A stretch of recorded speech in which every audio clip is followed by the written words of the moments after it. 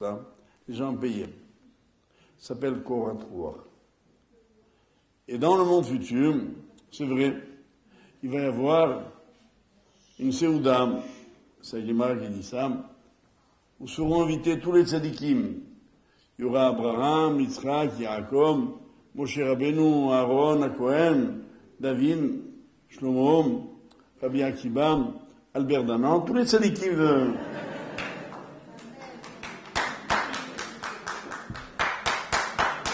Toi, comment tu t'appelles? Donc, rien que de les voir à cette Séouda, ça s'appelle Koratrour. D'ailleurs, entre parenthèses, il y a un petit mot bien connu sur cette Séouda. On dit qu'on servira à ce moment-là Orosh al-Léviathan, la chair du Léviathan, le fameux grand poisson. Et puis, le Sahara Shor, et la viande du fameux Shor, du taureau mythique dont parle la Torah. Et les Ramim demandent, s'il y a déjà de la viande, pourquoi du poisson?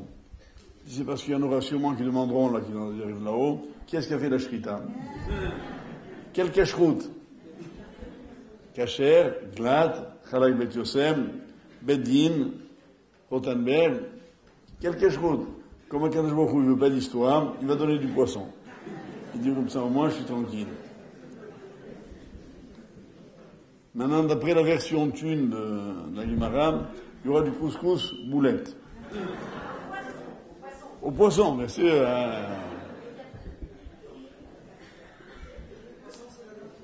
Donc, non, si vous voulez ne me provoquez pas sur la dame Prout, il va y avoir une émeute.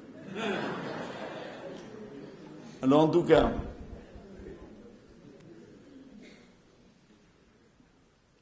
cette Mishnah, on la termine.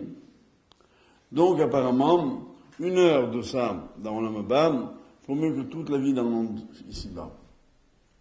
Et la Mishnah ajoute, Veyafa, Sha'achad, Shel Tshuva o Ma'asim Tovim, Ba'olam Hazeh, Mikol Chaye Olam Haba.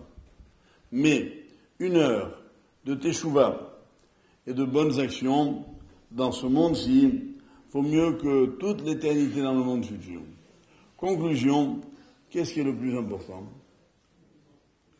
Olam Hazeh, mais à condition d'occuper Olam Hazeh dans Teshuvah et Ma'asim Tovim. Voilà pourquoi nous sommes ici, mesdames et messieurs, mes chers amis. On est venus un petit peu étudier ensemble. Cette heure-là que nous passons ensemble, elle vaut mieux que Olam Haba. Pourquoi? Parce que dans Olam Haba, on ne pourra plus faire des mitzvot.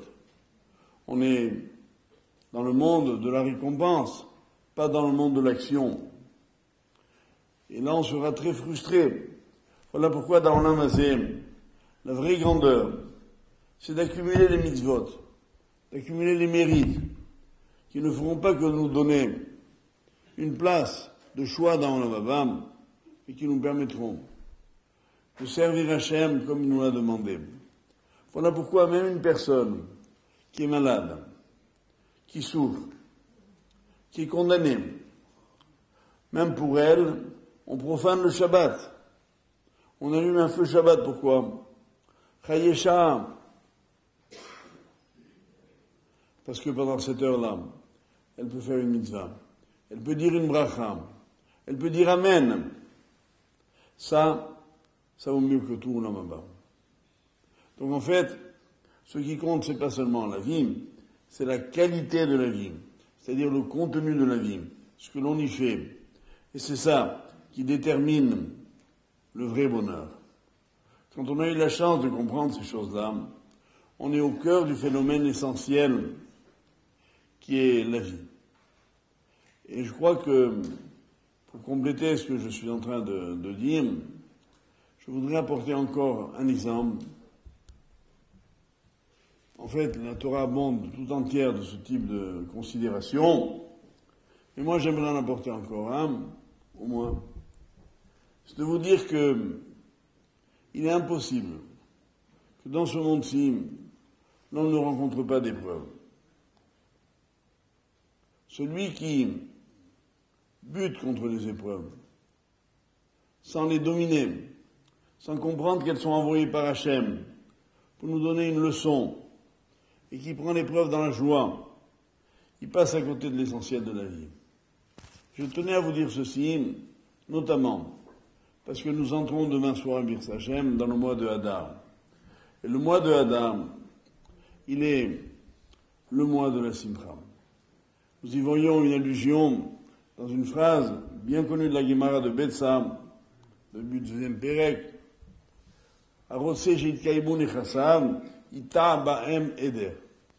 celui qui veut que ces biens perdurent, il devra y planter un peuplier. Le pshat de la Gemara là-bas, c'est de dire que autrefois il n'y avait pas de cadastre, et avec le temps, les années passent, on pouvait oublier qui était le propriétaire d'un champ. Celui qui a la bonne idée, d'après les Charamim, de planter un arbre remarquable, comme le peuplier, grand et majestueux, tout le monde dira, ah oui, moi je me rappelle, le champ là-bas où il y a le peuplier, c'est le champ de monsieur Untel. Et comme ça, les enfants, les petits-enfants, les petits-enfants hériteront de ce champ. Mais, le sens symbolique que notamment le Shem Ishmuel donne à cette phrase, celui qui veut acquérir vraiment quelque chose du point de vue spirituel, devra y planter, non pas Eder, mais Hadar, c'est-à-dire la joie. La joie, mes chers amis, c'est l'écrin qui conserve les mitzvot. C'est vrai qu'entre un homme ou une femme qui va faire une mitzvah parce qu'il n'a pas le choix, et celui qui le fait parce qu'il est heureux de la faire, dans la joie, qui étudie avec enthousiasme, qui prie avec ferveur, il n'y a pas de comparaison, les deux font la même mitzvah, mais l'un la conserve, l'autre elle s'envole. Dans la vie, le plus dur, c'est de conserver les émotions. La solution que proposent les Charamim, c'est la Simcha. Voilà pourquoi le mois de Hadar, c'est le mois de la pérennité du peuple d'Israël. Israël a été persécuté. Il a été menacé d'extermination au mois de Hadar. Fenafochu. Et en quelques heures, tout s'est transformé. Pourquoi? Parce qu'Israël a eu confiance. Ils n'ont pas douté un seul instant de la délivrance de Hachem.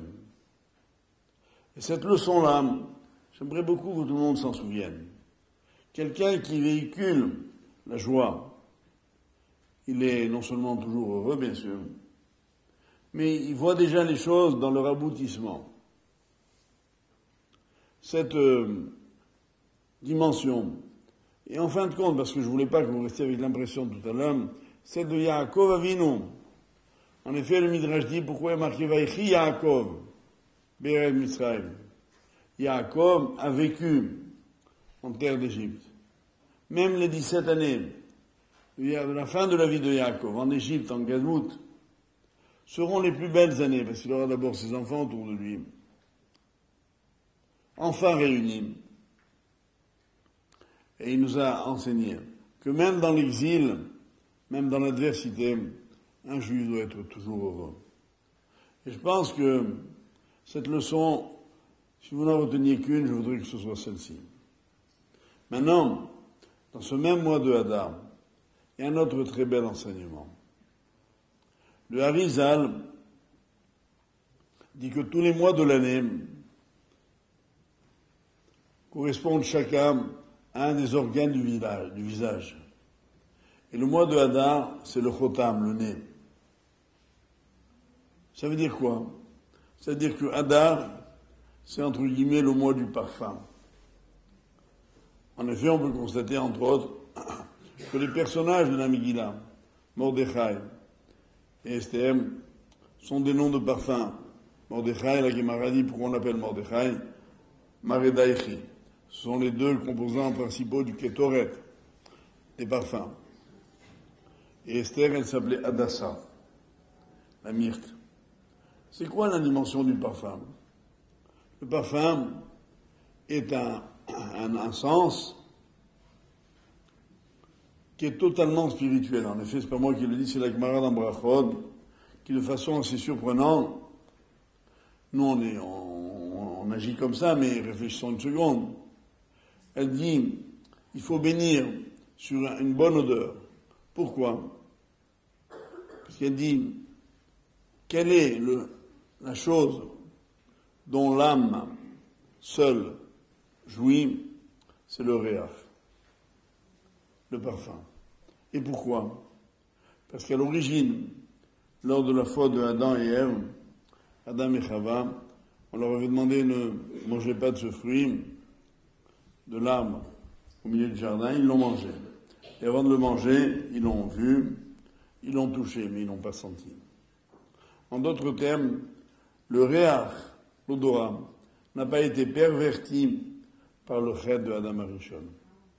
Donc c'est un organe qui restait en quelque sorte pur. Voilà pourquoi d'ailleurs, on a le droit de respirer une bonne odeur à Kippour, alors qu'on ne peut pas jouir de son corps. Pourquoi la réponse est là? Parce que c'est pas le corps qui jouit. Et la Gemara dit dans Brachon, pourquoi? D'où on apprend qu'il faut dire une bracha? Parce qu'il y a marqué Kol HaNeshama Te'alelia. Atchire Kol HaNeshama et la Kol HaNeshima. Al Kol Neshima ou Neshima. Que toute âme vivante te loue. La Gemara propose de dire comme ceci, non pas que toute âme vivante, mais que toute respiration. Quand on respire une bonne odeur, on doit louer Hachem pour cela. Donc le réach, c'est l'occasion, un parfum, de remercier Hachem d'un point de vue spirituel. Et c'est vrai que l'odorat est quelque chose de très fin, qui ne relève pas des autres sens. Quelqu'un qui sent les choses, on dit en français d'ailleurs sentir les choses.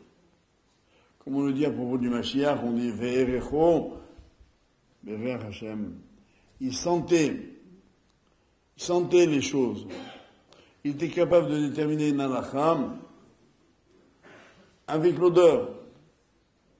Celui qui est capable de conserver intact le parfum, la perception des parfums, c'est qu'il est resté dans un monde spirituel. Or, ce qui est intéressant, et je pense que vous le savez tous, c'est qu'on dit que les Talmidei Chachamim, les sages de la Torah, sont comparés à l'étrog, qui est un fruit odoriférant. Et cette dimension-là, c'est la dimension de la Torah. Parce qu'il y a toujours dans la Torah cette jouissance qui est indicible, qui est très fine, mais quand on la sent, ce qu'on a vraiment compris. Moi, j'ai l'habitude de dire que les synagogues ressemblent à des parfumeries. Pourquoi?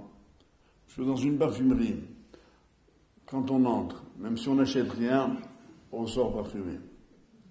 Synagogue, c'est la même chose. On vient, même si on ne prie pas, on ressort plus fort, spirituellement. Nous, on a, ce soir, dans une synagogue, on a étudié. On a senti le réach de la Torah. Et cette dimension-là, il faut la garder avec vous. Il faut la mettre dans un écrin. Cet écrin, ça va être la simcha. Et je crois, justement, si je dois dire un mot de votre communauté, bon Hachem, c'est que à Sarcelles, c'est une ville où on sent la simcha, où on sent la joie. Parce que vous avez, justement, vous êtes battus pour que la Torah reste près de vous. Par cet effort permanent que chacun fournit dans sa famille et collectivement, on est effectivement un homme toujours heureux. Je voudrais enfin vous dire deux choses. Lorsque on parle de Olam Haba par rapport au Olam Hazé, on a dit tout à l'heure que c'est un monde dans lequel on ne peut plus faire de mitzvot. C'est vrai. Et de ce point de vue-là,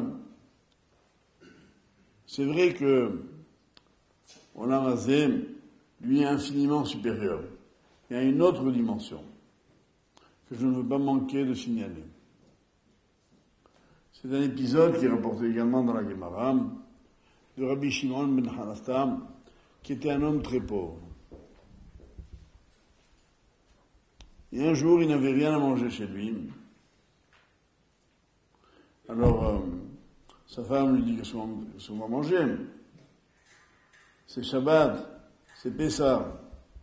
Alors il a demandé à Rabbi, son maître Rabbeinu Akadosh, qu'est-ce qu'il devait faire. Et il lui a dit, il faut aller demander ton salaire à ton patron.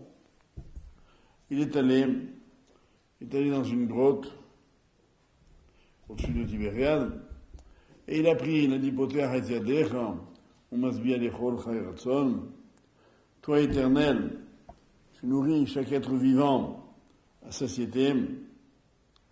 Il a fermé les yeux, il a ouvert les mains. Il a ensuite ouvert les yeux, il a trouvé dans la paume de sa main une pierre précieuse.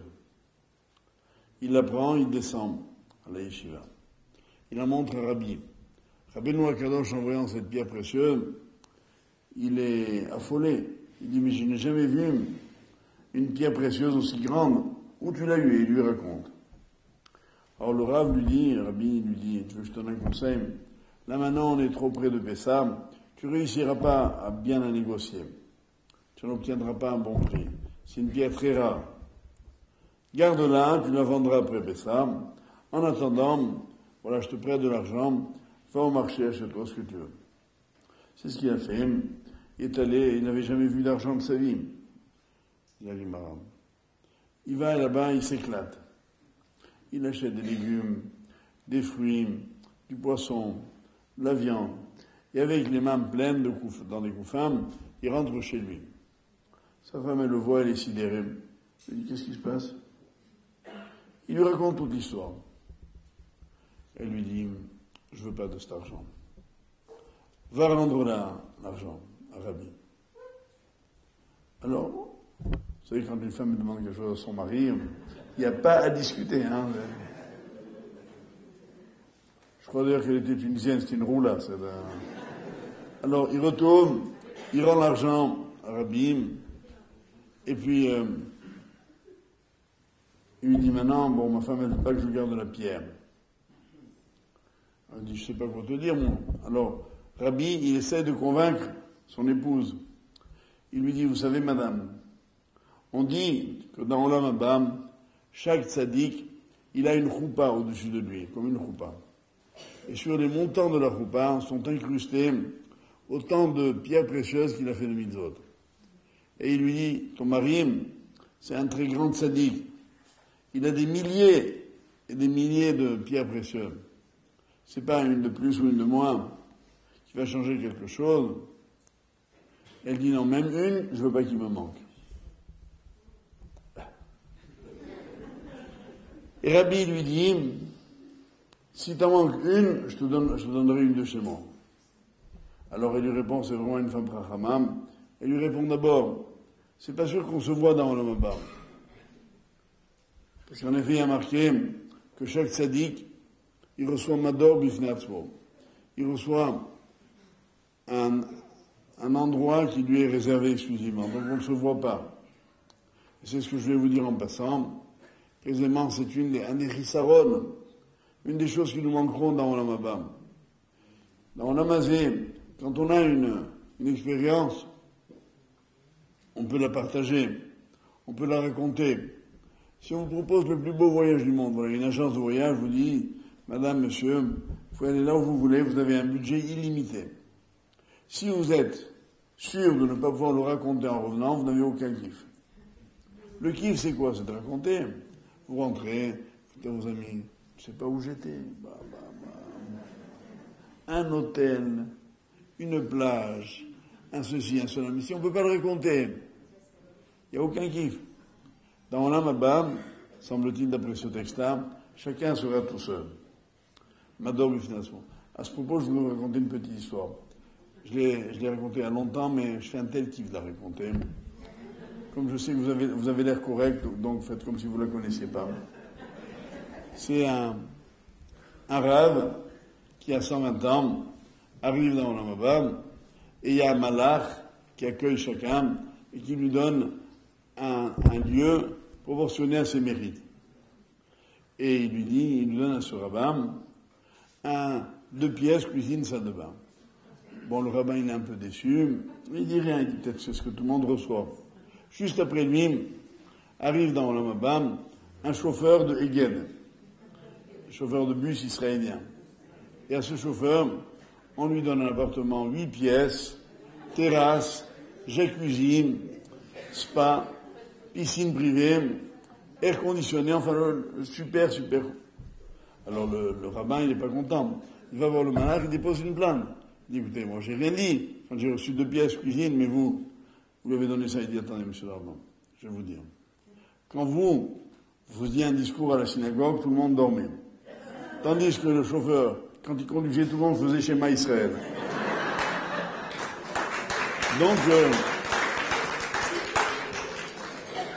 Donc il a un grand mérite. Et effectivement, le mérite dans la vie, c'est de pouvoir être ensemble. C'est ça un des grands bonheurs de Olam Hazeh, de pouvoir partager des expériences. Et voilà pourquoi, en plus de la mitzvah, on pourra le raconter. On pourra dire à ceux qui n'étaient pas avec nous ce soir, vous savez, j'étais héros du roi. On a fait un cours, un qui. Et effectivement, c'est comme ça que la joie est totale dans ce monde. Il ne faut pas hésiter à raconter le bien que l'on a fait sans en tirer la moindre vanité. Le beau que l'on a vu pour une mitzvah. Et voilà, mes chers amis, en quoi ce que je vous souhaitais dire à Albert s'il avait été là, et j'aimerais vraiment que vous lui transmettiez de ma part le message. Même s'il est éprouvé, même s'il est malade, si Hachem le maintient en vie, c'est un cadeau chaque minute, chaque seconde. Et il ne faut pas qu'il se décourage, il ne faut pas qu'il perde espoir. La maladie, on en guérit d'abord et avant tout grâce à la Emouna. Le drame aujourd'hui, c'est que la médecine a fait tellement de progrès qu'elle nous sape le moral. Les médecins, en quelque sorte, sont victimes de leur succès. Ils ont tellement d'expérience qu'ils disent à l'avance, voilà ce qui va se passer. Et les gens, ça les démolit. Il ne faut pas écouter. Il ne faut pas écouter. Je pense que tout le monde le sait. Je l'ai écrit dans mon livre. Quand je suis arrivé, moi, à l'hôpital, et moi, j'étais déjà dans ma plus grande sieste de ma vie, 26 jours de sieste, j'ai fait un kiff de folie. Mais à ma femme, ils lui ont dit, il ne passera pas la nuit. Elle les a laissés parler. À tel point que le professeur, quand est venu mon frère, quelque temps après, mon frère aîné qui est médecin, il lui a dit, vous savez, vous devriez préparer Madame Citruc à l'état de son mari, je crois qu'elle ne réalise pas. Mon frère, il a bien remis en place, il lui a dit, pas du tout, monsieur, elle réalise très bien. Mais elle a une autre référence. Un autre médecin. Celui qui est Boter Bachem, Chesed Yisovenu, comme dit le Passouk. Et moi, je me souviens que quand, après m'avoir opéré, alors qu'il disait que tout serait fatal, je me rappelle, sur une civière, on sortait de la salle d'opération pour aller dans ma chambre, et le médecin était près de moi, il marchait près de moi, alors il me dit, alors monsieur le rabbin, Dieu existe? Moi j'ai répondu, moi je savais avant d'arriver. Non, mais c'est vrai. C'est même ça qui nous maintient. Voilà pourquoi, mes chers amis, l'occasion qui nous a fait venir ici était peut-être un peu pathétique, mais elle devient belle, parce qu'on la transforme en mitzvah, on la transforme en espérance. Elle est pour nous tous un exemple. Voilà un homme qui se bat, grâce à qui moi j'ai eu le mérite de donner un cours ce soir, et vous avez eu avec moi le bonheur de le partager. Je souhaite à chacun d'entre nous, on n'est pas obligé de souffrir, une longue vie de santé, sans épreuve, sans nisyonote, sans tsa'ar. Mais sachez que même s'il y a des obstacles dans nos vies, il ne faut pas en faire un drame, ni s'y arrêter, il faut les contourner, et surtout remercier Hachem de nous les envoyer pour nous élever encore un petit peu plus. Une épreuve n'est jamais gratuite, elle permet à l'homme d'acquérir une madriga, un niveau supplémentaire, elle nous permet de grandir tous les jours un petit peu plus, et voilà ce que j'avais envie de vous dire, et que Bezrat Hachem, on est tous, grâce à ce mois de Hadar qui vient demain, l'occasion de partager ensemble de très grandes joies pour tout notre peuple. Amen.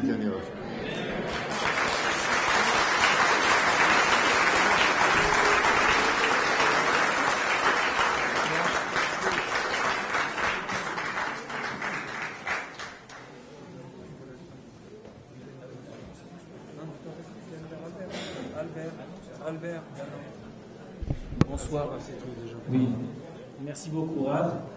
Et on a toujours un grand plaisir de vous recevoir, enfin, surtout ici dans la communauté. Moi, j'en fais pas partie forcément de cette communauté, mais de toute la communauté de Sarcelles.